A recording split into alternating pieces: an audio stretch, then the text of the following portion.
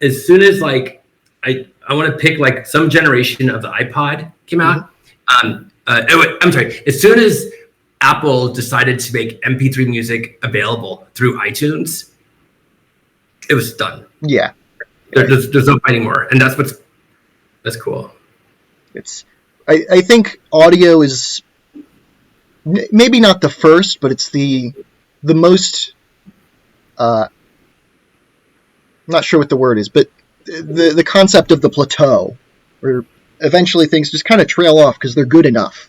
You know, audio is perfect. Yeah, like we're still. We're still running on the AC97 PC audio standard. It's good enough. I think the next thing that's going to get there is like display resolution, because we're getting to the point where pixels are smaller than what we can see with our own eyes. Yeah.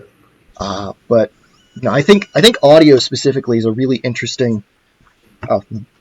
Okay, unrelated, but sometimes when it spins up the drive to seek it, since it's rounded on the back, it'll do itself like a little spin. So it'll spin on the desk as it's looking for stuff. Oh, because it's a mechanical. It's a mechanical drive, but it's like, is there a ghost in here? Or did my thing just do a spin on the desk? It's shocking that the battery still works because that. Well, this is the original battery. We were looking online trying to find a replacement, and it just works. I was able to listen to a couple albums on it throughout the night. Hours and hours and hours, and it's still got half charge. I haven't had to charge it since putting it back together the other day. I don't refurb the battery on I slowly. Once it got about 3.6 volts, it just took off. Yeah. I don't think you need that particular battery. Like, as long as you output. No, I'm just surprised it still works, and it had such a good battery life for the time. Most other players wouldn't hit. So this one was rated for about 12 hours at the time. That was the whole trick, right? Like the buffering, the buffering patent, the buffering app was so important. Was that the trade-off was the cost per megabyte for flash, and now this because to me it sounds like. So a lot of the things that the iPod was praised for, specifically buffering, like buffering in the next song to save battery, to have less spinning mechanical thing. Did Apple ever come to you guys and like, hey, we want those patents? Did that never come up? That's not what they do. And they don't. People don't like the patent. Yeah, the patent technically gives me a monopoly on that feature, but in order to enforce it. People just don't abide by it. You have to sue for it, and you have to sue, and you have to have a judge to enjoin them from shipping a product until they do the license. And there was a time in my life where I was like, okay, I want people to pay buffering patent and playlist. I mean, if you look at the playlist patent, it just says exactly what you do. You're organizing music by artist, album, genre, and right.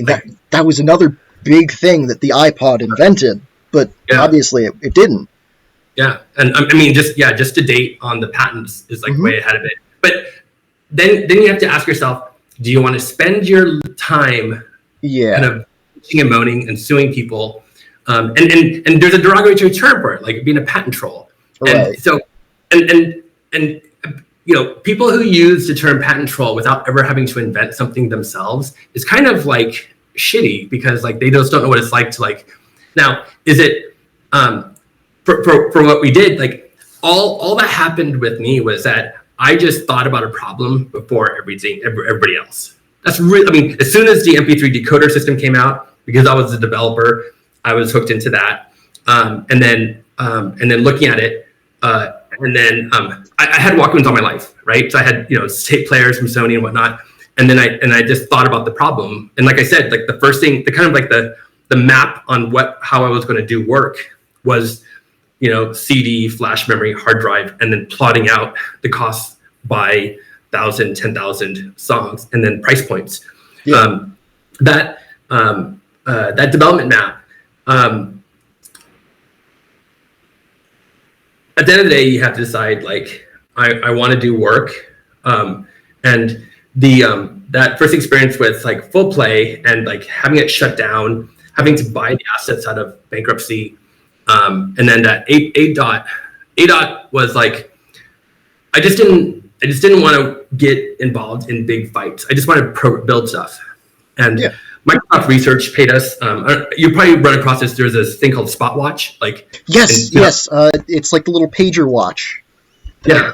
So I worked on that within Microsoft Research in 2005 onward.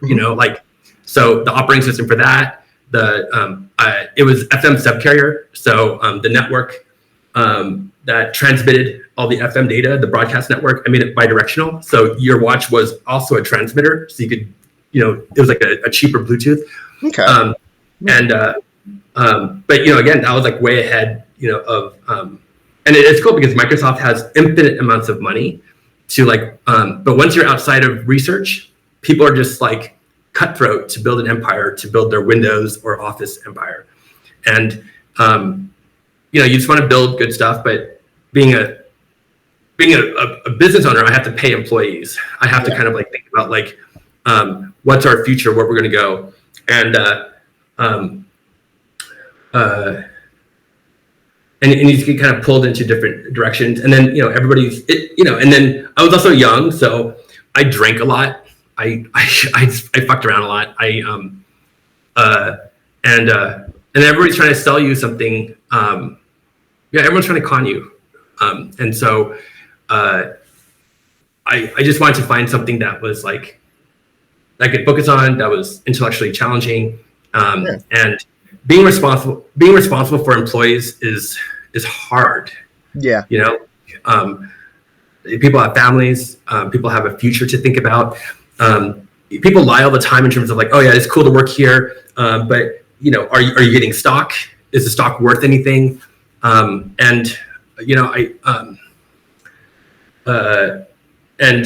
my decision to not work at a large company was, I just want the freedom to be able to learn anything I want and build anything I want. And my problem is that once I learn something, then I kind of okay, I'm going to go build this thing. And then someone comes along and says, okay, I want to buy it, or it makes money itself. And that's a good problem to have. But I want to just, I want to take it easy. Yeah. I don't want any drama in my life.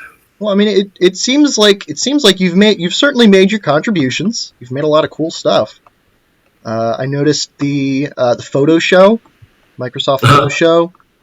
I saw that you had a hand in the some of this stuff I don't even know about. I see the data play. Those are cool. I think there was one device shipped with it. You have to think about this. I never had more than $3 million of operating budget in anywhere I worked, including, when at ADOT, and I owned that company, I earned $8 million across 3 years, and and I paid out employees, and but Data Play, I think they raised $35 million in the span of 2 years or 18 months. I think they were voted best of CES 2001 or 2. There's tons and tons of write-ups and stuff about Data Play, but it went nowhere. Yeah, zero. And just kidding. And it also was really fucked up to talk to. It had a controller that tried to do so much shit for you, because it wasn't in the ATA command set. If you dig through that code base, you should find a Data Play hardware. Let's see. That's right. Yeah, you should find the command set for Data Play in there. Is it under Daddio or Daddio? Probably Daddio. Let's see. That's under SDK. Daddio SDK. Data stream, maybe. Data stream. Devs. That's devices. Storage. Yeah, you're gonna have to fuck around in there. It's a mystery to be solved. But yeah, it just was. I forgot what. We won